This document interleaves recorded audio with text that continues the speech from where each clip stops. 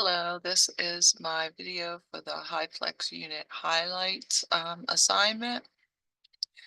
The first question, how do you plan on building a sense of community in your course? I hope to use the Padlet. I really like that idea.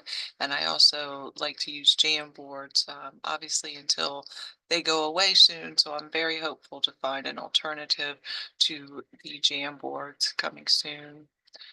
Um, how do I plan on engaging all of the students? So this took a little bit of work, I think even more than I thought it would.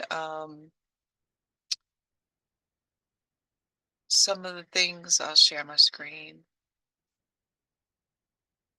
Some of the things that really came to mind when I was doing this is first off, how to get the hook kind of in there because typically when you're doing that, you think of having the students in there and say something engaging or something like that in the classroom and trying to find something that in the classroom would also fit asynchronously was a little different. So for this one assignment, I was going to do something like a class activity with free association. One student says a word and the next student kind of says whatever word comes to them, and then we were going to talk a little bit about Freudian slips and show a couple cartoon clips. And I thought that would be really kind of fun and engaging way to introduce psychoanalytical theory to the class.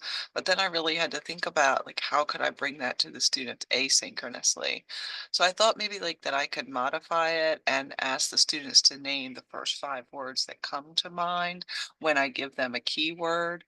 Um, and some other activities, and then just to kind of at least be able to look at the cartoons, but that required quite a bit of thought. um I like the idea. This semester was the first time I've used it, but using the ed puzzle to kind of add a little bit to lectures and videos, maybe a couple stopping points just to check for knowledge. So I think that might work with some of the lecture material. Um and then even right down to videos, it's just hard to find a way to not make everything be a grade and still engage the students in the asynchronous format. So those were just some of my thoughts about making sure that I can engage all students regardless of their modality. My biggest celebration in the course, I'd say that that's maybe hasn't come yet because I'm really hoping to be able to add some like use some Canva and really get in and use some of the tools that we've talked about in this course, and even at the professional development the other day for maybe even trying to do some short reels. I don't know about that. I feel like maybe I can get Canva first, but that's one of the things that is one of the celebration that I'm looking forward to as I kind of build this course for the HyFlex format. Um, Another thing for me, this may sound silly, but being a new instructor here at Del Tech and a new instructor in general, I have a lot of field knowledge, but I don't really have the education background. So really sitting down and taking a lot of time doing these lesson plans this way really just got me really creatively thinking more into lesson planning and how I can kind of do that more. So that was a kind of a big celebration to me.